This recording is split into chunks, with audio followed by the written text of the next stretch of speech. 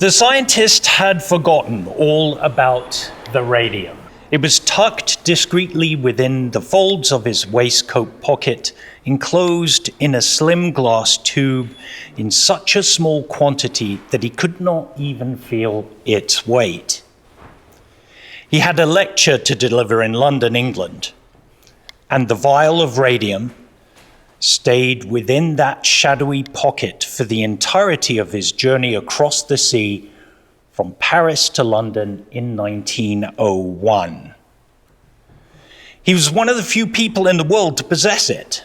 Discovered by Marie and Pierre Curie late in December 1898, radium was so difficult to extract from its source that there were only a few grams available anywhere in the world.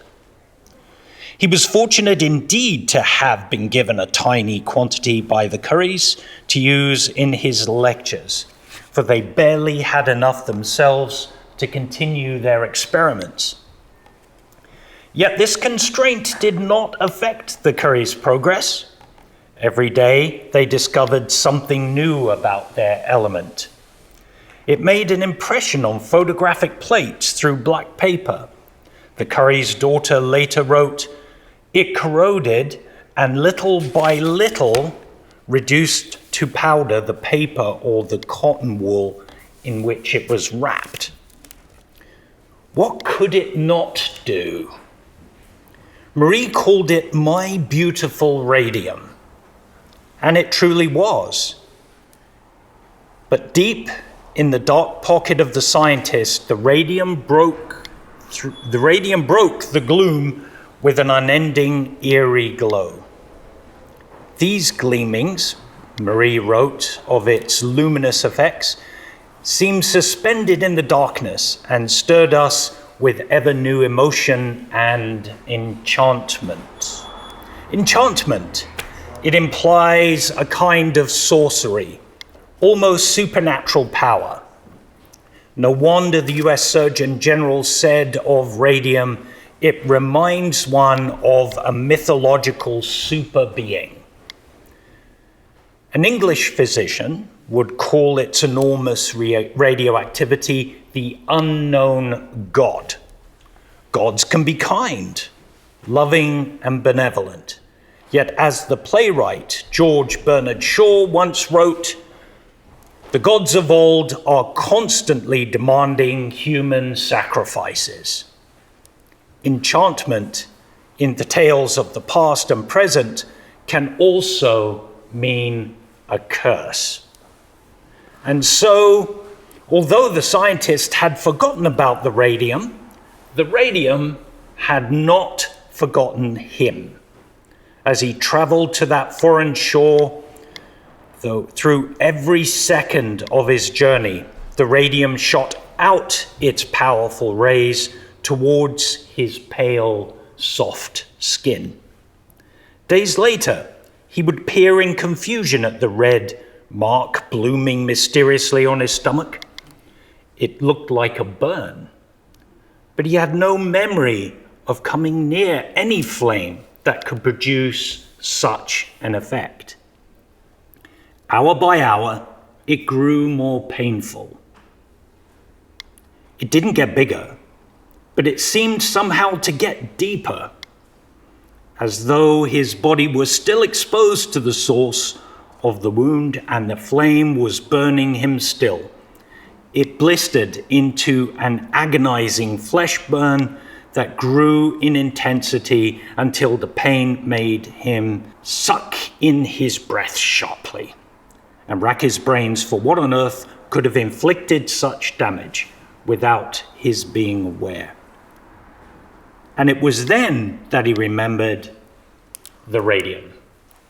That is the preface to the Radium Girls. And it's a true story.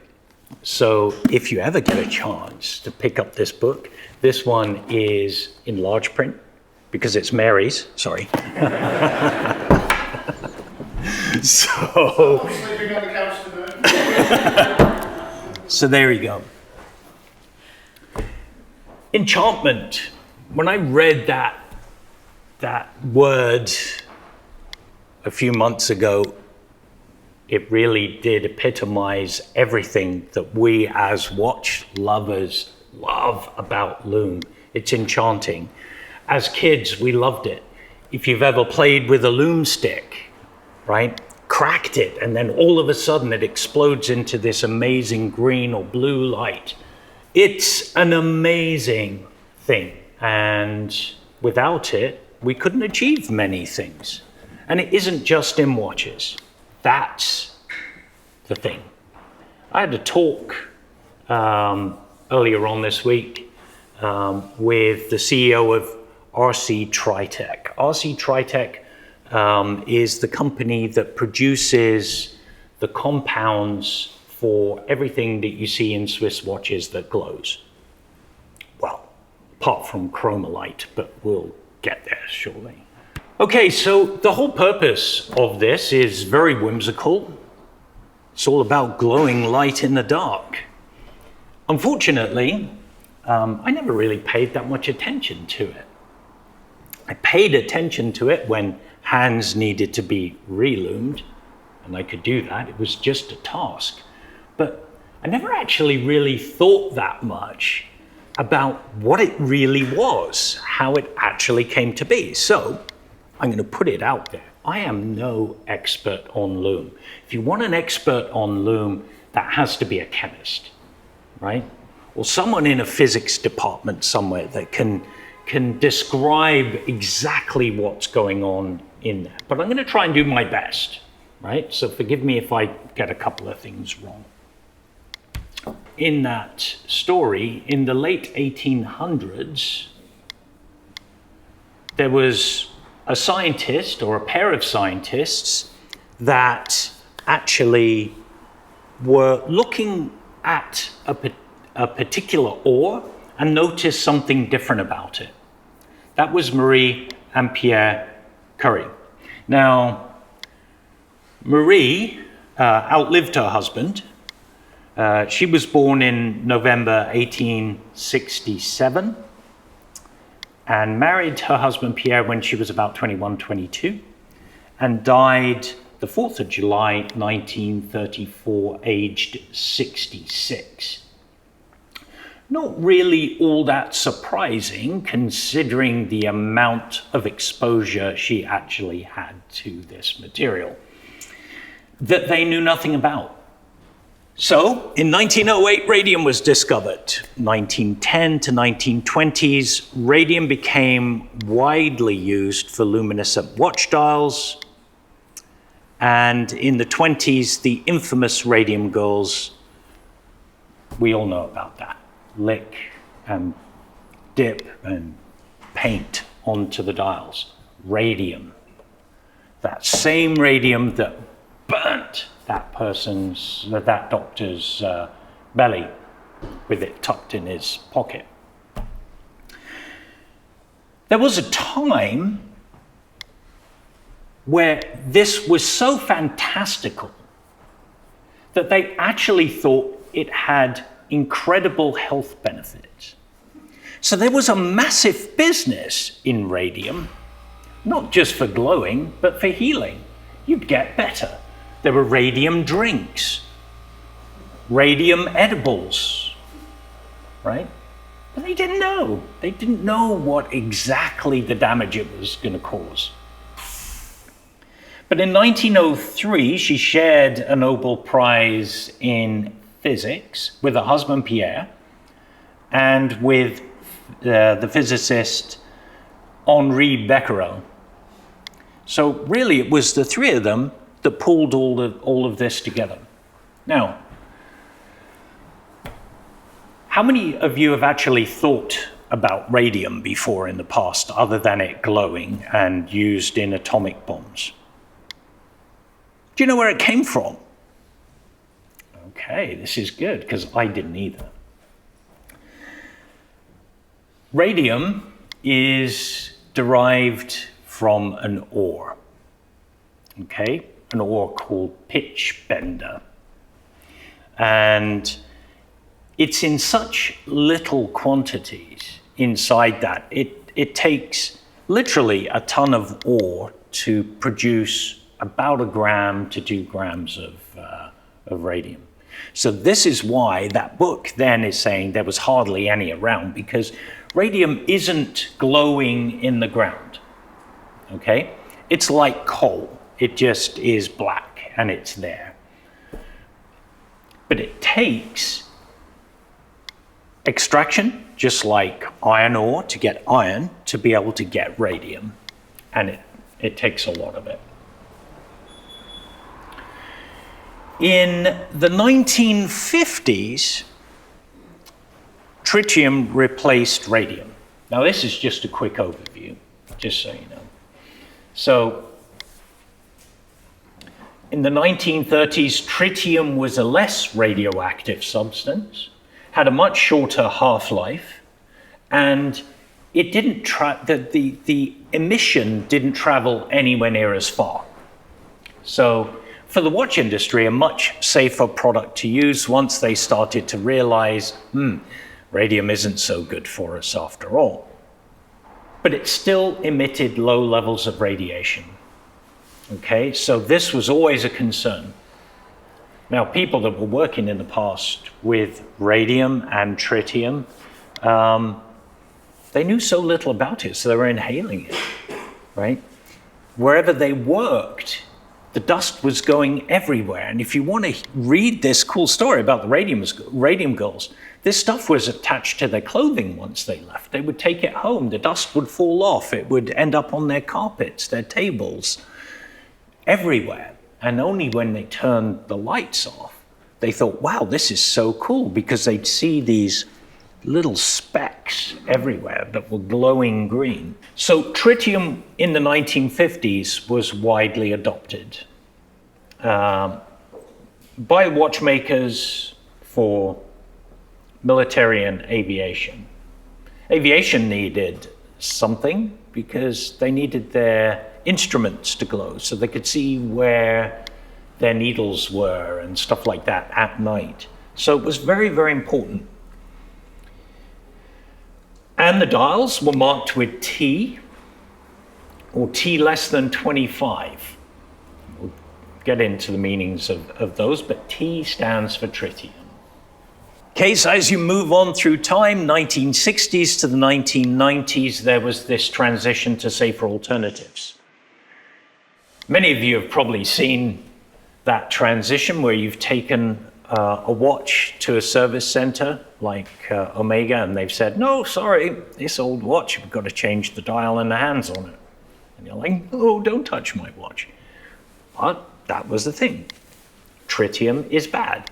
When it starts to powder, it becomes airborne. And when it becomes airborne, you start to inhale it.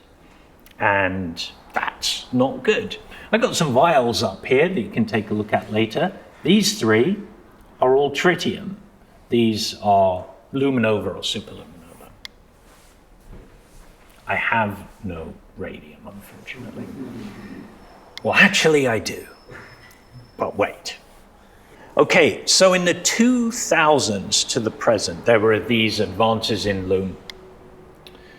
I have to say, the Swiss can't really claim it, these new advances. It was Japan. It was Japan. And a company called Nemoto & Co. that started to realize rare earth elements, et cetera, to be able to create what we now call Luminova and SuperLuminova. So the cool thing about it is that it would come in, you could get it in various different colors. And here we go. We're going to get some of this glowing here so you can see. That you could not get from radium or really tritium. With tritium, it was either green or white for the compound, but it always glowed the same color. Chromalite for Rolex is a little bit different. The other thing about it is that the glow lasted longer than tritium, right? Tritium had a life of 10 to 15 years only. So after 10 to 15 years, it does absolutely nothing. So that's why if you find an old Rolex or something like that, it won't glow. In order to make it glow, you've got to replace the lume that's on there with SuperLuminova, which means you've kind of got to scratch it off, right? Which means it's going airborne. And yes, that airborne is not a good thing. So brands started to produce proprietary formulas for the Luminovas, okay? So I mentioned it before. Rolex created Chromalite and Seiko LumiBrite. But really, Seiko, I'm sure, was just coming off of the heels of Nemoto and Company. They were doing it for them. And, well, at the end, you'll see the theory that I have for Chromalite. And we'll go from there. All right. So here we go. So here's the history by material. So radium, 1908. Tritium, 1930. SuperLuminova, 1990. And tritium gas tubes, 2000. So some of you have seen tritium gas tubes in ball watches, right? In these tiny little tubes that are stuck onto the hands themselves. But they will not lume in 10 years. That will be it. So it will require a new set of hands, et cetera, for those things. All right. So let's get into it. So there is radium ore. It's not glowing or anything, and it's called pitch blender. I don't think that Marie Curie and her husband ever thought that what they were doing was going to start this complete revolution in how we saw certain things, like watches late at night, right? For them, it was just a physics experiment. So they knew there was something with pitch blender, but they just worked with it just to see what was actually happening. But now we see that, you know, at that time, radium was crucial for the First World War, right? Where it was used for those soldiers in trenches wearing watches so they could see the time at night to do attacks and barrages and things like that. So it was really quite crucial. Because the last thing you'd want to do is to light a flame to see a watch, because any of you that have seen Band of Brothers knows what happens next. So in 1789, Martin Klaproth actually started to find this new element in the Czech Republic. So he started to look at this material very much like early people did with iron ore and see what they could do with it. So just a continuation of all of this, right? It was this particular mine that played a massive part in the whole evolution of this, right? Because that was the only place in the world that uranium had actually been found. And the reason why they called it, or he called it uranium, was because the planet had only been found or named a few years before that. So he thought it would be cool to actually name this thing after a planet.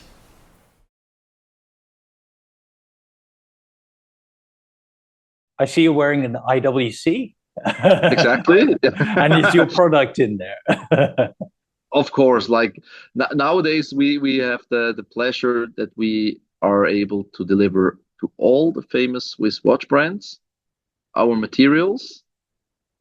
So basically uniquely, so we do not have a lot of competition who can reach the quality standards we have.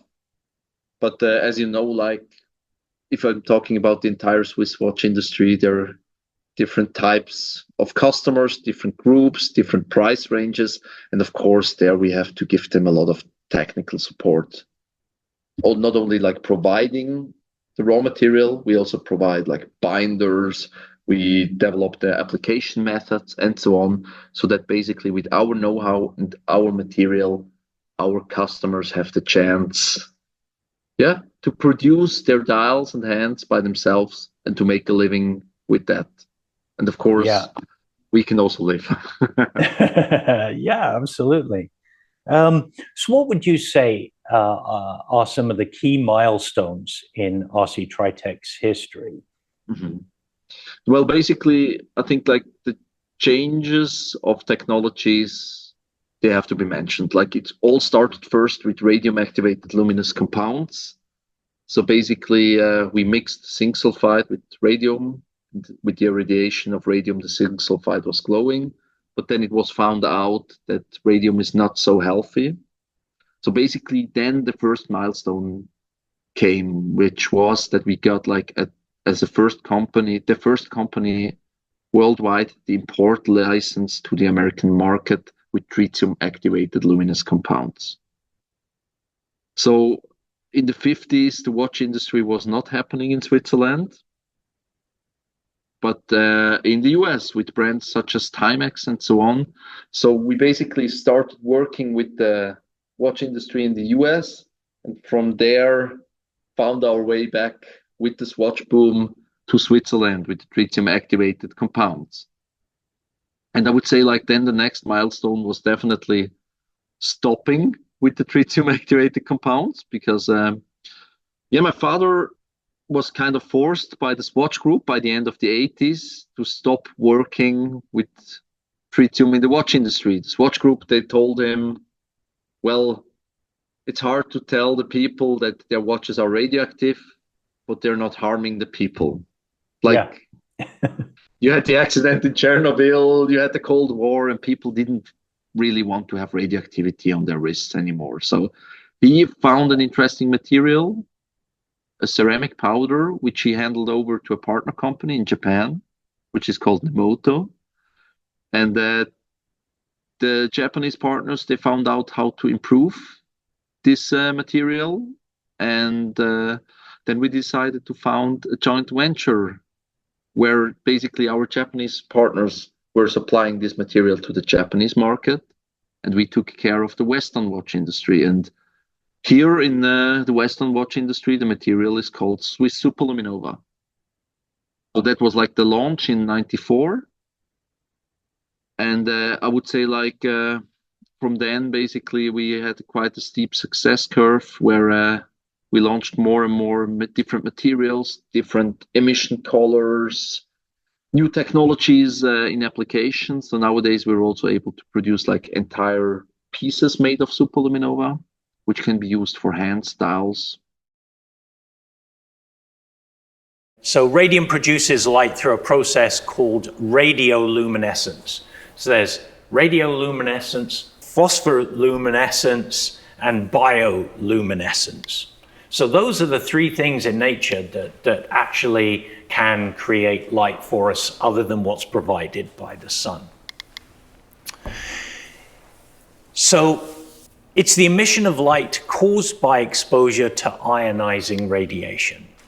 So it isn't just the radium, there's another aspect to it too, which then follow through into tritium and then also in superluminovas. So there are other additives that go into this to actually be able to make it glow for later materials. In watchmaking and other applications, radium was mixed with phosphorescent materials, phosphors, like zinc sulfide. And like I was saying a moment ago, the same thing is said for superluminova because the material is mixed with europium. And that is what makes it glow. It's that binder. When radiation strikes the phosphor, it excites the phosphor's electrons, pushing them into a higher state of energy. So everything's vibrating like crazy. As the excited electrons return to their ground state, they release energy in the form of visible light. This is the glowing effect seen in radium-lumed watch dials. Let me ask you this question, because this is a good question. Do radium dials from the 40s still glow? No, they don't. The radium is still ever present because the half-life of radium is 2,600 odd years. So that's not going away in our lifetime. But what happens here is that it burns through the phosphor.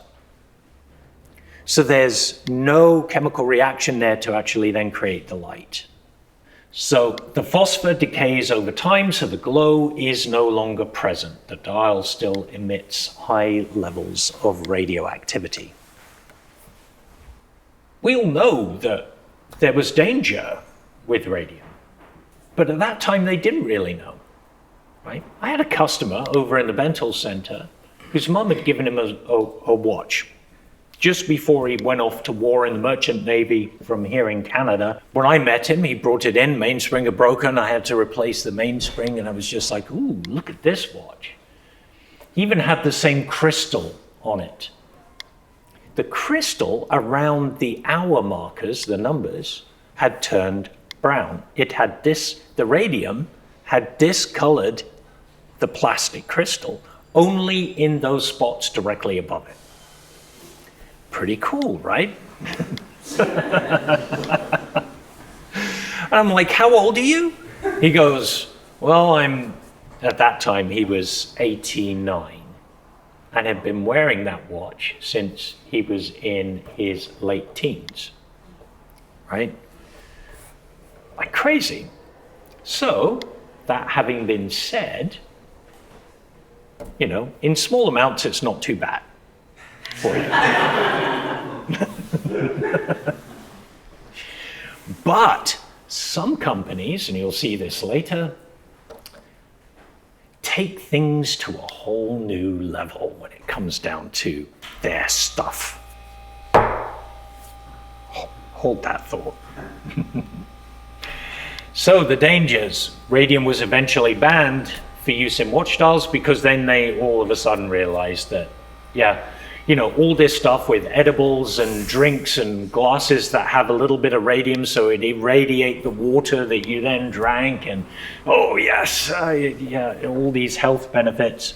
No, it wasn't doing some people too well, and it was rich people that really got the end of it, because that stuff was pretty expensive, right? There was only so much of that material. When I worked for Rolex, we would often have to relume hands. And at that point in the 80s, we were reluming with tritium. So we'd be knocking it out of the handle, taking it off of the dial. There were no special precautions for it. We looked at it as being such a small amount of material anyway. Yeah. Much to the chagrin of enthusiasts, if they've got a watch with a tritium dial, they send it into service for one of the service centers.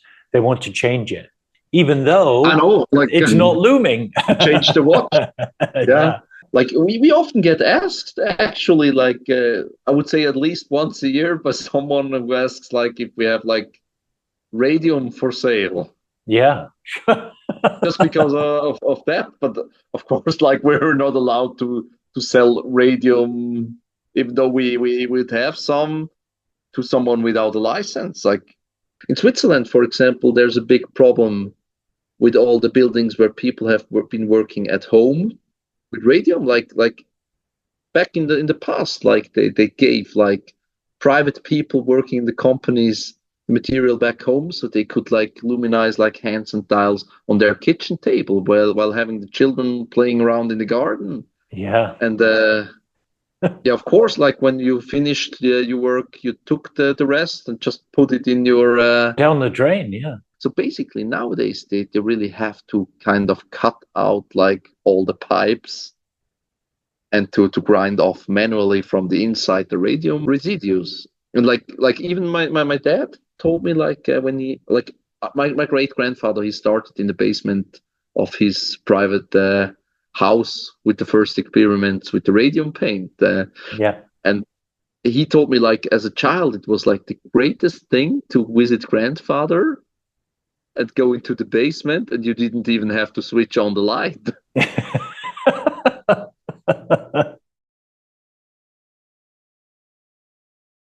Radiation sickness. We've all seen movies that show that. It's not pleasant. Bone damage and cancer. In fact, Marie Curie died of an ailment to her bone marrow, which they say was caused by not the radium, but she also worked on X-ray equipment, and she was one of the first people to actually bring field-usable X-ray equipment during the wars, right? The First World War. And none of that was shielded. Okay, so yeah, she was playing around with all kinds of crazy stuff. Teeth and jaw deterioration and other systemic health issues. So they had to figure out something else. Okay, we can't use that, but we only know this, so what do? So they found another isotope, or tritium anyway, to actually do that. They realized much shorter half-life. The emissions were beta emissions, not gamma emissions, so that's where the safer alternative came in. So lower radiation levels, much, much, much safer than radium. So far fewer health risks, especially when it's encapsulated inside your watch, because you're not exposed to it. Just the poor bugger watchmaker that you get to service your watch.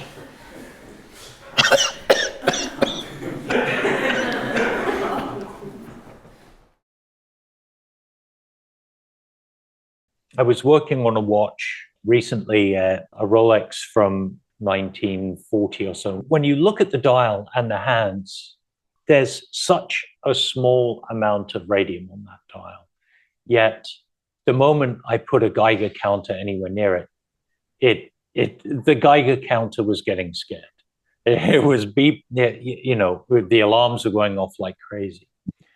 But then I put next to it a Cyma watch from one of the original Dirty Dozen. Yeah. And those were radium as well.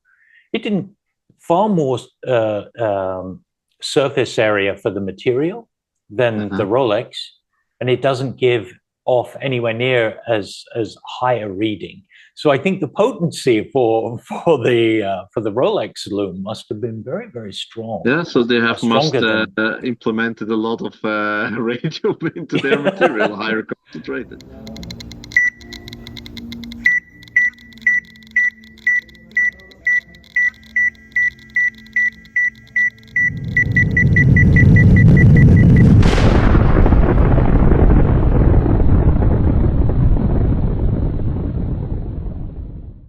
That's the dangerous thing about radioactivity.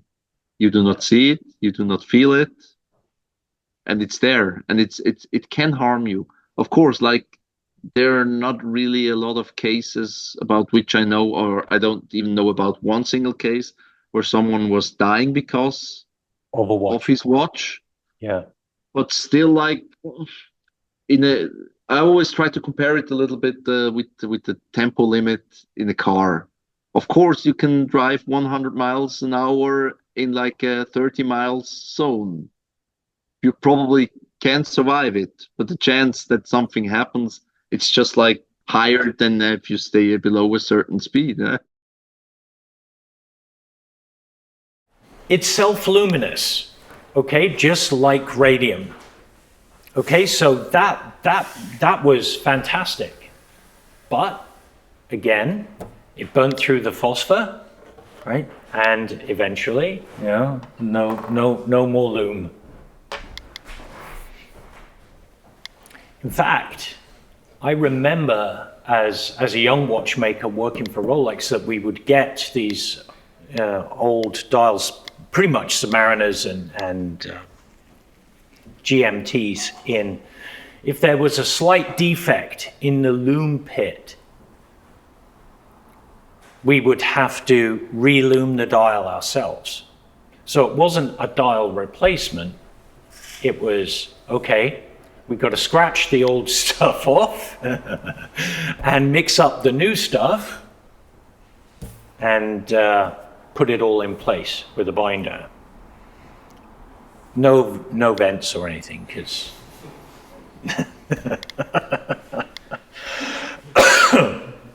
yes. And I did that to many dials. I didn't think of it, right? You're just scratching this stuff off. No one was telling me, oh my God, I'm a watchmaker. I didn't put two and two together like this that's a physicist's job or a doctor's job, not mine. I don't know. So we just did what we were told. But it did have a long-lasting glow. And what I mean by long-lasting is that it would glow for about 12 years. And it was consistent, right? And the actual glow would just deteriorate, be less bright over time. It was easy to work with tritium because it could be applied as a paint with the phosphors, or now we see it sort of included in these glass tubes. Could be a range of colors, right? Just basically dependent upon what color the phosphor was. So tritium became preferred for military watches due to its reliable and consistent glow, which didn't require an external light source. The environmental and workplace safety was an aspect of it, but this wasn't really known until much later. But by the mid-20th century, tritium was recognized as a safer alternative for workers involved in watchmaking, reducing the risk of occupational exposure to harmful radiation.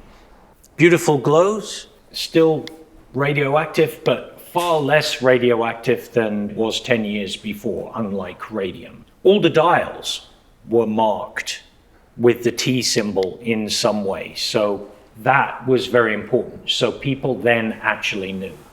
No radium dials had any notification on them that they were radioactive at that time, because they didn't think of it, right? But still, because it was radioactive and it did only have a 12-year lifespan, they were looking for other materials to actually use in watches. So this is where development came from rare earth minerals and using sort of phosphorescence to actually make the SuperLuminova glow. Now, like I said, it was Japan that came up with the formula for this stuff, and they licensed it to RC Tritec. And RC Tritec was a company that had been around for a long, long time. I mean, they were on the forefront of the radium evolution, right? And the founder of the original company, RC Tritec, was working with radium. Right? He was a chemist. Now, this company is still family owned, and it's in its fourth generation now. And so it was the fourth generation, the great grandson, that I actually got to chat with during the week. And we'll have that chat up on YouTube. So you'll be able to see the entirety of it. And we have it split into sections. Thank you, Scott, for doing that. With titles too, so you can choose your topic that you want to see more of. They went through all of the transitions, going from radium to tritium to then licensing from the Japanese company SuperLuminova, which I'm sure is ultimately LumiBrite. So the cool thing about what RC Tritec are doing and what's happening in Japan is that they can make any color lume you want. How many of you have heard of the Pantone color book? The Pantone colors, right? You could pick a Pantone color, take that to RC Tritec, and they will manufacture that precise color for you. And I'm talking precise. Like their color management is stunning. It equals that of any of the high quality print industry printers. So you choose this very unique drab olive green and they'll produce it for you. And then 2 years later you go back to them and say, I want to do another run of those watches with that particular color. Can you reproduce it? Guaranteed reproduction after however many years. But this is how beautifully SuperLuminova works. RC Tritec isn't just making lume for watches. They make it for other commercial applications. So exit signs, where there is no power, where they have no power, these signs don't have to be powered. In Switzerland and other places, they actually have SuperLuminova ones, so they will glow for hours. Now, that's another thing that the RC Tritec does for the industry, is that it produces different grades of luminous material that will last different amounts of time. So those higher end watches are using the higher end lume, which will glow for about 8 hours without another recharge. And probably if your receptors in your eyes are still good enough and young and not old, you'll probably be able to see it for long after that criteria. SuperLuminova is amazing. It's made from strontium aluminate, based on a compound doped with rare earth elements as in europium. These rare earth elements act as activators, enhancing the mineral's ability to store and emit light. That's the key thing, it's storing light, right? And slowly emitting it. When exposed to a light source, like natural light, UV light, as you've seen, because everyone has a black light now when they have a luminous watch, you've got to see it because it's just really cool. It absorbs the photons, right? And that energy excites the electrons in the material's atomic structure, causing them to jump into a higher state of energy. Very much like it happened with radium and tritium, but differently, without the emissions, right? The harmful emissions. So these excited electrons remain in this high energy state for a while, but it's temporary, right? Very temporary. But unlike radium and tritium, there's no end to the life of it. It will do the same task when it was first new, in 50 years, 60 years, 70 years. So a very different material and a game changer for the watch industry, because you're not having to keep replacing hands, right? When somebody says, oh, but I want to have the glow. Yeah. The other interesting thing is, because of the elements that are in it, if your watch gets condensation inside, because the compounds are very dry, it will absorb into the compound and then make it blister and expand, right? Like a dry sponge going into water. And so then that dust gets everywhere inside the dial, but it's not harmful to the watchmaker that's got to clean it up, right? So that's a good thing. I had this thing about Chromalite, right? Having worked for Rolex and everything else, it was just something. So where did Rolex come up with this thing? Are they really investing that much money into lume technology? You know, it's just like, these guys at RC Tritec, I mean, they are a Swiss company, as Swiss can be, right? So there's no way that that Rolex just did this by themselves. So I had to ask the question, what about Chromalite? Mm-hmm. Were you involved in that at all? Is that something you can talk about, or is that... I'm not really allowed to talk about that. Okay. I hope this is already enough answer, yeah. That says it all. I can't talk about that. I have no recollection of that at all. So you see how young the CEO is? Like, to me, he looks like he's just 20. I don't know. He's been around a while. But he worked his way through the company. So the company has been his life. So he knows every single detail about the company. I have my handy Geiger counter here. And here, do you want to hold the watch up?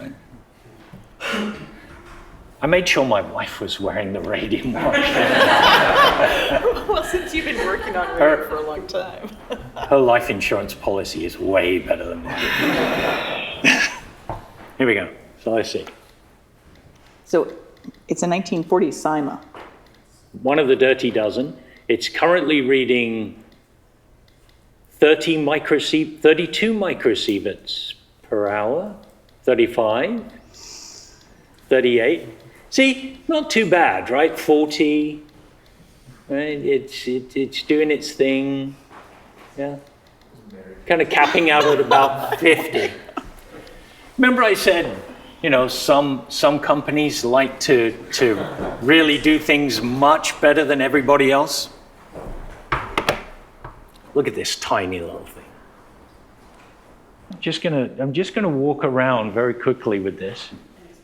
Why is my hand getting warm? I don't know. It looks like a ring.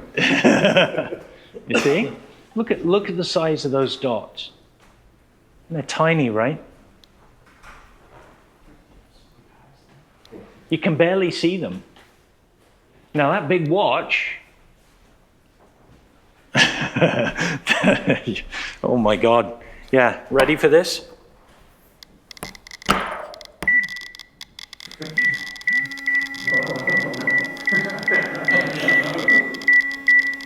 So we're already at, it's screaming, right? Like, get me away from this. It's gone all the way into the far red. It couldn't get any more. This is a very, very, very serious case. Now it's like, I'm dying. So it's about 13 microsieverts per hour for such a tiny watch that you can barely see the dots on. And if you actually look at the hands, the slots for the Radium are tiny, like really, really tiny. So what does it mean? That's a good question. I think when looking at watches like this nowadays, I mean, people aren't wearing the same watch like my friend over at the Bentel Center with the Bulliver that his mum gave him. I don't think people are wearing watches like this every single day. But if you were wearing this watch every single day, right, I would say that if you have X-rays and stuff like that throughout the course of the year, wearing this watch is going to throw you over the accepted standards for radiation absorption, right? So when handling this watch to do the service on it, I had to be very careful not to crush the tiny lume dots that were there, because remember, with age, they just become more and more and more brittle, right? So, yeah, the person that owns this has no clue. And you know what? He's got a new girlfriend, and that's who he's giving it to. So, yeah, I have to let him know. That's the thing. I do have to let him know that, it is a thing, and she probably shouldn't wear it every single day. All right, because, fancy Rolex, we're going to make this thing great. There it is.